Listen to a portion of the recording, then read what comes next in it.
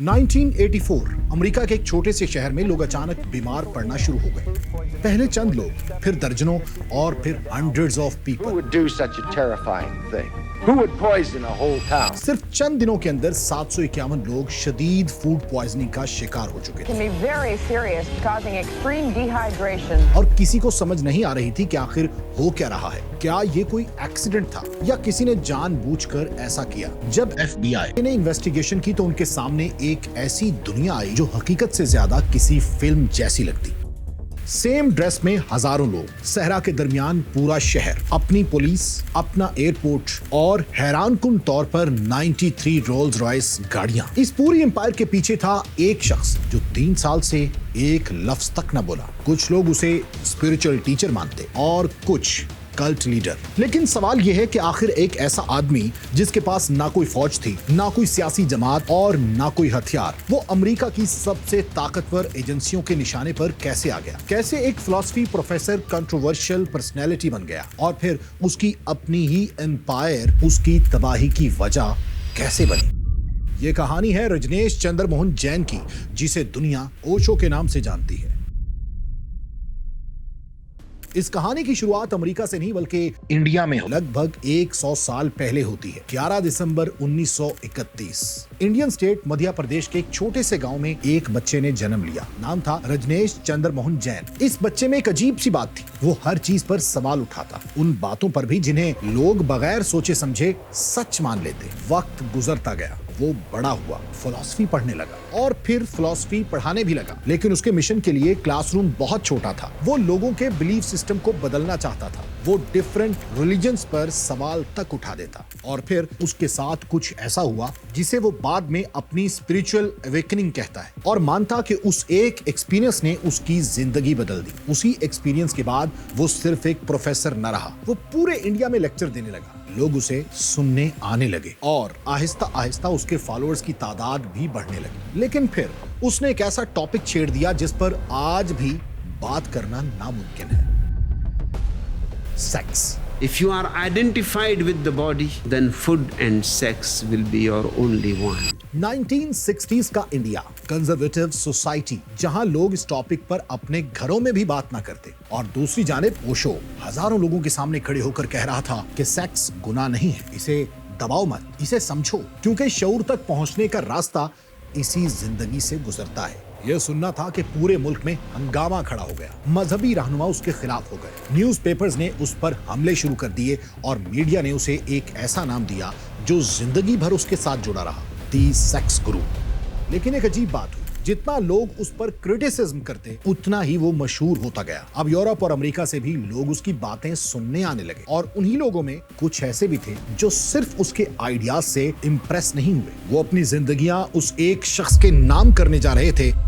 ओशो एक मूवमेंट बनता जा रहा था। दुनिया भर से लोग उसके पास आने लगे, डॉक्टर्स, इंजीनियर्स, आर्टिस्ट, बिजनेसमैन। और फिर 1974 इंडिया के शहर पुणे में एक जगह कायम की गई जिसे दुनिया बाद में पुणे आश्रम के नाम से जानने लगी। शुरू में ये सिर्फ एक मेडिटेशन सेंटर था, लेकिन चंद ही सालों में ऐसे इंकिशाफात हुए जिसका किसी ने सोचा तक न था। कुछ एक्स फॉलोअर्स ने मीडिया को बताया कि आश्रम के अंदर साइकोलॉजिकल प्रेशर बनाया जाता, लोगों से ऐसे काम करवाए जाते जिन्हें वो कभी करना ही नहीं चाहते थे। ऐसे में इंडियन गवर्नमेंट भी अलर्ट हो गई, लीगल केसेस बनने लगे और ओशो को समझ आने लगा कि उसे अब एक नई जगह ढूंढनी होगी।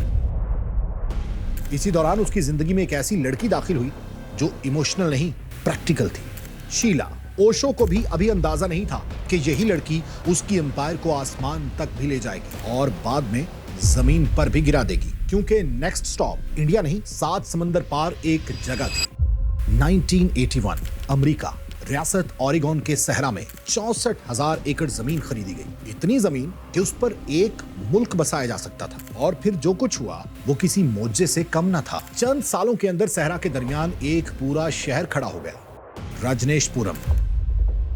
यहाँ अपनी सड़कें थी, अपना पोस्ट ऑफिस था, अपना एयरपोर्ट, अपनी फायर ब्रिगेड, अपनी पुलिस फोर्स, हजारों लोग जो दिन भर मिलकर काम करते, खेतों में मेहनत मुशक्कत करते और रात को मिलकर डांस करते।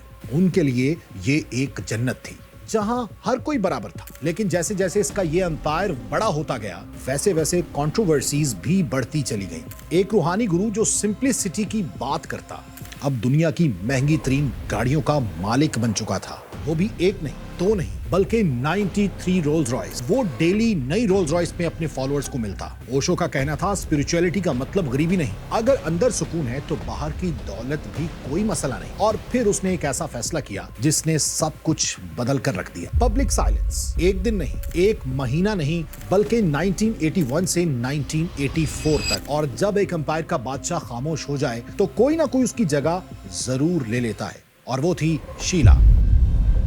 शुरू में वो सिर्फ एक पर्सनल सेक्रेटरी थी, लेकिन अब पैसा, कंट्रोल, सिक्योरिटी, मीडिया और ओशो तक एक्सेस भी, सब कुछ उसने अपने हाथ में ले लिया। लेकिन पावर के साथ फियर भी बढ़ने लगा। लोकल अमेरिकन्स को लगना शुरू हो गया कि ये लोग उन पर कब्जा कर लेंगे, और दूसरी तरफ शीला को लगा कि एक दिन अमेरिका उन्हें यहां से निकाल देगा। और 1984 में उसने एक ऐसा प्लान तरतीब दिया जिसने न सिर्फ रजनेशपुरम बल्कि पूरे अमेरिका को हिलाकर रख दिया। शीला जानती थी कि अगर रजनेशपुरम को जिंदा रखना है तो पॉलिटिकल पावर हासिल करना बहुत जरूरी है। अगर लोकल इलेक्शन हार गए तो शायद उनकी पूरी एम्पायर खतरे में पड़ जाएगी। लेकिन एक और मसला था, लोकल कम्युनिटी उन्हें वोट देने के लिए तैयार न थी। शीला ने इस दौरान ऐसा खतरनाक रास्ता इख्तियार किया जिसके बारे में शायद किसी ने सोचा भी न था। एक खतरनाक बैक्टीरिया साल्मोनेला तैयार किया गया, और फिर करीबी शहर दी डैलस के रेस्टोरेंट्स के सलाद बार्स में उसे मिला दिया। पहले चंद लोग बीमार पड़े, फिर दर्जनों, और फिर देखते ही देखते 751 लोग शदीद फूड पॉइजनिंग का शिकार हो चुके थे। अस्पताल भर गए, पूरे शहर में डर। लेकिन किसी को अंदाजा न था कि उस अटैक का ताल्लुक एक स्पिरिचुअल कम्युनिटी से था। यह खबर जंगल में आग की तरह फैल गई, मीडिया एक्टिव हो गया, और फिर FBI मैदान में उतर आई। लेकिन इस कहानी का सबसे अजीब हिस्सा अब भी बाकी था, क्योंकि जिसने ये एम्पायर खड़ी की वो तो 3 साल से खामोश था। तो सवाल यह था कि क्या ओशो ये सब जानता था, या उसकी अपनी ही एम्पायर उसके हाथों से निकल चुकी थी। इसी दौरान 3 साल से खामोश रहने वाला ओशो अचानक बोल पड़ा, और उसने जो कहा उसने सबको हैरान कर दिया था। उसने अपनी सबसे करीबी साथी मानंद शीला पर बहुत सीरियस इल्जामात लगा दिए। कत्ल की साजिश, फंड्स की चोरी, जहर देने की कोशिश और बायो टेररिज्म। लेकिन एक मसला था, शीला पहले ही अमेरिका से फरार हो चुकी थी, अपने साथ लाखों डॉलर्स और करीबी साथियों को लेकर। एक तरफ ओशो खुद को बेकसूर साबित करने की कोशिश कर रहा था, तो दूसरी जानिब उसके क्रिटिक्स एक ही सवाल पूछ रहे थे कि क्या वाकई उसे कुछ मालूम नहीं था। क्योंकि एक ऐसी एम्पायर जहां हर चीज ओशो के नाम पर चलती थी, क्या वहां इतना बड़ा जुर्म उसकी मर्जी के बगैर हो सकता था? यह सवाल आज भी जिंदा है। लेकिन एक बात तय थी कि अमेरिकी हुकूमत अब रुकने वाली नहीं थी। FBI, इमिग्रेशन डिपार्टमेंट सब रजनेशपुरम के गिर्द घेरा तंग कर रहे थे, और पहली बार ओशो को यह एहसास हो चुका था कि उसका ख्वाब अब खत्म होने वाला है। अक्टूबर 1985, रात का अंधेरा, 2 प्राइवेट जेट्स, हजारों डॉलर्स कैश, महंगी घड़ियां और कुछ क्लोज फ्रेंड्स। ओशो ने एक आखिरी फैसला किया। उस रात ओशो ने एक लास्ट ट्राई की, लेकिन किस्मत को कुछ और ही मंजूर था। फ्यूल भरने के लिए जब उसका जहाज नॉर्थ कैरोलिना के शार्लेट एयरपोर्ट पर उतरा तो फेडरल एजेंट्स वहां पहले से मौजूद थे, और वहीं ओशो गिरफ्तार हो गया। अगले 12 दिन उसे मुख्तलिफ अमेरिकी जेलों में मुंतकिल किया जाता रहा। बाद में उसके फॉलोअर्स ने दावा किया कि उन्हीं दिनों में से आहिस्ता आहिस्ता जहर दिया गया, एक ऐसा इल्जाम जिसका कोई सबूत कभी सामने ना आ सका। कई हफ्तों तक कानूनी जंग जारी रही, लेकिन ओशो ने मुकम्मल ट्रायल के बजाय प्ली बार्गेन कर ली, जुर्माना अदा किया और उसे अमेरिका छोड़ने का हुक्म दे दिया गया। उधर जिस ख्वाब को हजारों लोगों ने मिलकर बनाया था वो भी टूटने लगा। रजनेशपुरम, जो कभी सहरा के दरमियान एक जन्नत लगता था, आहिस्ता आहिस्ता वीरान होने लगा। लोग जा रहे थे, इमारतें खाली हो रही थीं, और एक एम्पायर अपनी आंखों के सामने बिखर रही थी। लेकिन शायद सबसे बड़ी जिल्लत अभी बाकी थी। अमेरिका से निकाले जाने के बाद ओशो ने सोचा कि दुनिया बहुत बड़ी है, अगर एक मुल्क ने दरवाजा बंद किया है तो कोई दूसरा जरूर खोल देगा। लेकिन हकीकत इससे कहीं ज्यादा हार्श थी। एक मुल्क, फिर दूसरा, फिर तीसरा, और फिर 21 मुमालिक ने उसे बैन कर दिया। वो शख्स जिसके पीछे कभी हजारों लोग चलते, अब एक मुल्क से दूसरे मुल्क भटक रहा था। आखिरकार 1987 में वो वापस इंडिया लौट आया, उसी पुणे आश्रम में जहां से इस सफर का आगाज हुआ था। लेकिन अब वो पहले वाला भगवान श्री रजनेश नहीं था। उसने अपना पुराना नाम भी छोड़ दिया और दुनिया से कहा कि अब उसे सिर्फ ओशो कहा जाए। लेकिन अमेरिका छोड़ने के बाद वो पहले जैसा कभी ना रहा। उसकी सेहत तेजी से खराब होने लगी। वो कम लोगों के सामने आता, ज्यादा वक्त तन्हाई में गुजारता। और फिर 19 जनवरी 1990 सिर्फ 58 साल की उम्र में ओशो का इंतकाल हो गया। सरकारी तौर पर वजह दिल का दौरा बताई गई, लेकिन ओशो की जिंदगी की तरह उसकी मौत भी सवालों से खाली न थी। कुछ लोग आज भी यकीन रखते हैं कि उसकी मौत के पीछे भी एक राज छुपा हुआ है।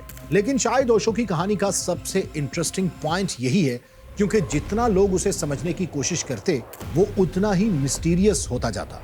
कुछ लोगों के लिए वो एक रूहानी इनकलाबी था, एक ऐसा इंसान जिसने लोगों को खुद से सवाल करना सिखाया। कुछ लोगों के लिए वो मार्केटिंग जीनियस था, जिसने स्पिरिचुअलिटी को एक यूनिवर्सल ब्रांड में बदल दिया। और कुछ के नजदीक वो एक कल्ट लीडर था, जिसके फॉलोअर्स ने अमेरिकन हिस्ट्री का सबसे बड़ा बायो टेरर अटैक किया।